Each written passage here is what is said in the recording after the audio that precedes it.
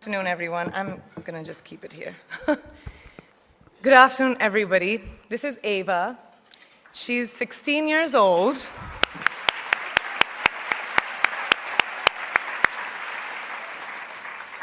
An age where girls should be enjoying their innocence and joys of their youth.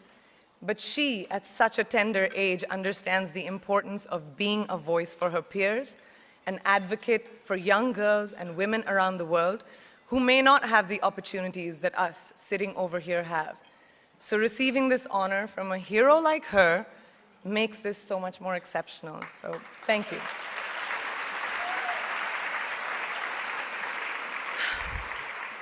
Good afternoon, and thank you, and wow, I am so privileged and so honored to be sharing this afternoon with all of you and these incredibly amazing women that are being honored today. I'd like to extend my congratulations to each one of you, Octavia, Michelle, Kelly, Patty, and all 50 women that have been included in the Impact Report. Your achievements not just inspire me, but also so many others to work harder, to be better, and to make a dent wherever we can. So I'm very, very proud to be standing alongside of you. So in life, you know, there are moments when you stop and ask yourself, how did I get here? Like, why am I standing here? Well, this is definitely one of those moments for me. And I find myself going back to the beginning, back to my roots. I was born to incredible parents, amazing parents who served as doctors in the Indian Army.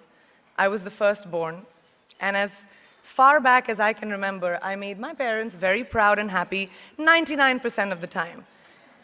Okay, slight exaggerations of personal achievements are allowed from time to time, don't you think? My brother was born a few years later, and even then, nothing changed for me. We were both given equal opportunities, and I want to emphasize this. I want to really emphasize this for you because I don't think a lot of people might understand that being equal might seem very normal. But where I come from, India, and a lot of developing countries around the world, more often than not, this is an exception. It's actually a privilege. My first experience of the glaring disparity between boys and girls came at a very, very young age. I grew up in a middle-class family with extremely philanthropic parents who constantly reminded me and my brother how lucky we were and how giving back to those who were less fortunate was not a choice, it was a way of life. Simple. I was 7 or 8 years old when my parents started taking me on these visits in a traveling clinic to developing communities around and villages around the city that we lived in called Bareilly. We were packed into this ambulance, and my parents would provide free medical care to people who couldn't afford it. My job at the age of 8 was assistant pharmacist.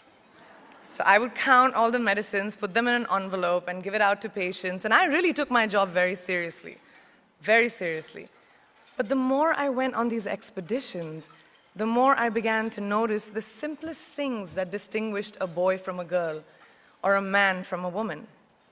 For example, girls were pulled out of school when they hit puberty because they were considered ready for marriage and babies.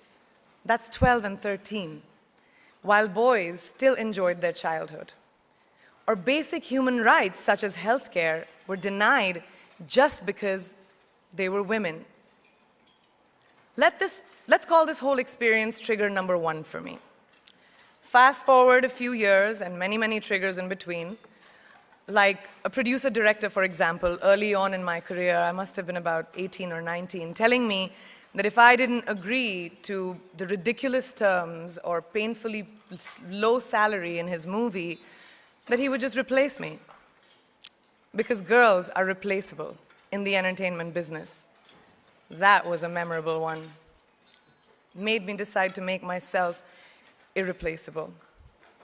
But I think what really moved the needle for me and ultimately led me to create the Priyanka Chopra Foundation for Health and Education and around the same time partner with UNICEF was an encounter with my housekeeper's daughter. About 12 years ago, I came home from set early one day and she was sitting in my library reading a book. And she must have been 8 or 9 years old and I knew she loved reading. So I asked her, I was like, it's a weekday, why aren't you in school? And she said, oh, I don't go to school anymore. So I went and asked her mother, and I said, why isn't she in school? And her mom said that her family couldn't afford to send her and her brothers to school, so they chose the boys. The reason, she would eventually get married and it would be a waste of money.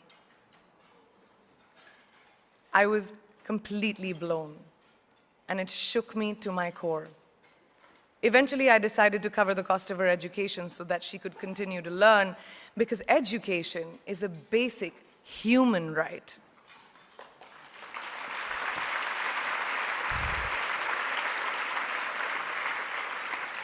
And a huge necessity, especially today. From that point on, I was determined to make a difference in as many children's lives as I could, in whatever big or small way that I could contribute. There's a really, really beautiful quote that I read recently, and I think it's absolutely appropriate to explain what I'm trying to say today.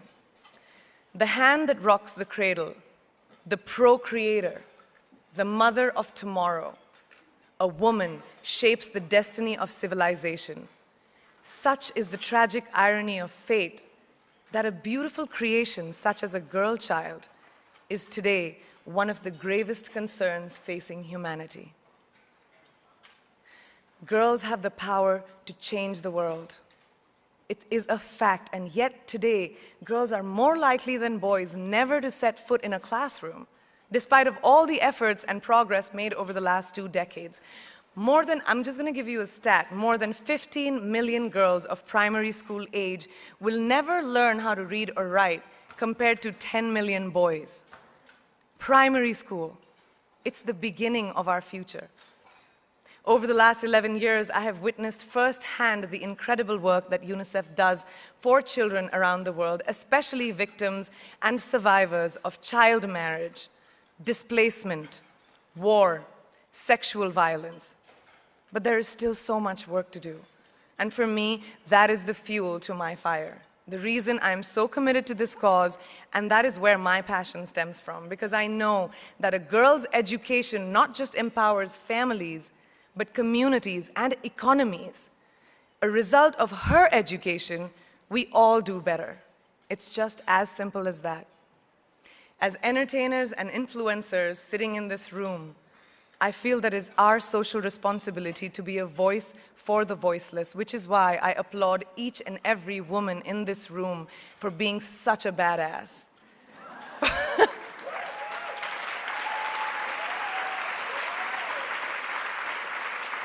For using your platform and your voice to contribute to change, and for ensuring that there is not even one lost generation as long as we are alive. I'd like to thank Variety and all of you for encouraging me and all of us in this room to keep going and fighting on. Thank you so much.